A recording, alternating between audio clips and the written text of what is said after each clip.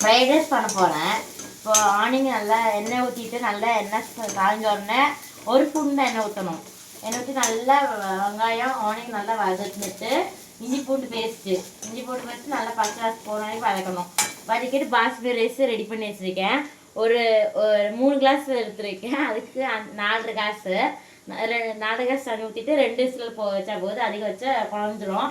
அதனால் அதை ரெடி பண்ணிவிட்டேன். அடுத்தது நல்லா வதங்கிடுச்சு. இஞ்சி பூண்டு பேஸ்ட்டு ரெடியாக்கி வச்சுட்டேன். பாருங்க, இஞ்சி பூண்டு பேஸ்ட் நல்லா அரைஞ்சிருச்சு. அடுத்தது இஞ்சி பூண்டு பேஸ்ட் போட்டுக்கலாம். இஞ்சி பூண்டு பேஸ்ட்டு பச்சை வாசம் போகிற வரைக்கும் நல்லா வதக்கணும்.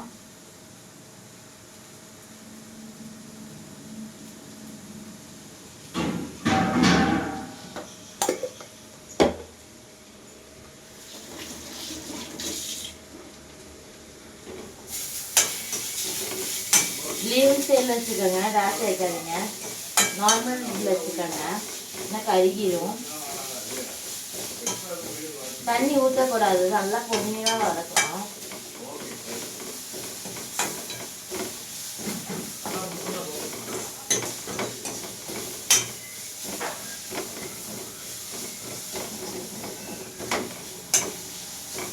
அடுத்து கேரட்டு பீன்ஸு போட்டிருக்கேன். உங்களுக்கு என்ன வெஜிடபிள் இருக்கோ அதெல்லாம் சேர்த்துக்கோங்க. சாப்பிட்றதுக்கு ரசங்கள்லாம் சாப்பிடுவாங்க.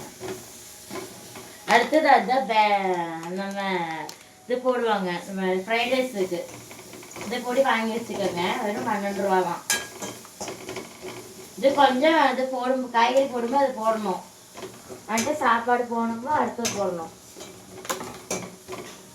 நல்லா வதங்கிருச்சு. அடுத்தது வெஜிடபிள்ஸ் போடலாம்.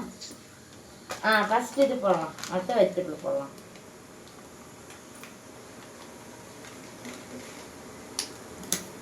பாருங்க, பொடி இதாக இருக்கும், கொஞ்சம் போட்டுக்கலாம்.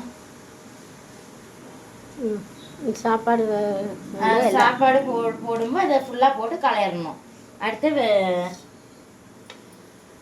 அடுத்து நம்ம பெப்பர் போடலாம். பெப்பரை போட்டு அது போடலாம். சால்ட்டு போடணும் கொஞ்சம். பெப்பர் உங்களுக்கு கார சைஸ் போட்டுக்கோங்க, அவ்வளோதான். பெப்பர் போட்டோம்.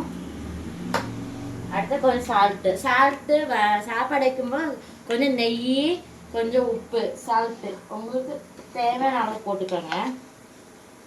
எனக்கு தேவையான அளவு இவ்வளோதான், இவ்வளோதான் தேவையான அளவு.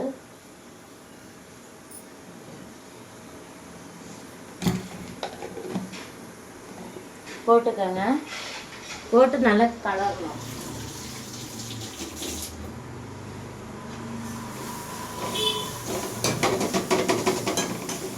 அடுத்தது இது போட்டலாம்.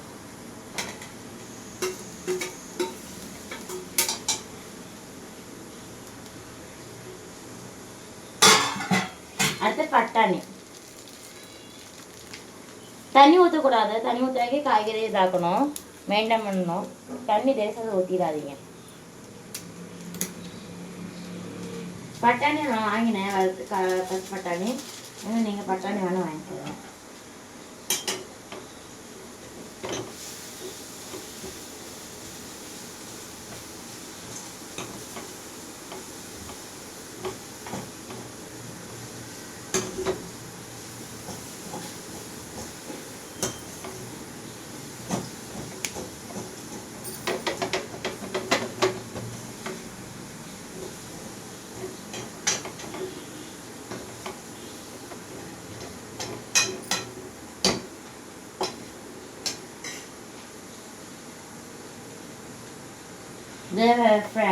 சாப்பாடு பாக்கி இருந்தால் ஈவினிங் ஸ்நாக்ஸாக பண்ணி சாப்பிட்டுக்கலாம்.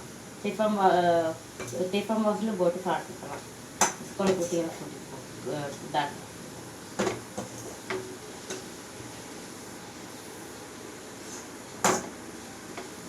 காய் தண்ணி விடாக்கி நல்லா தாக்கணும்.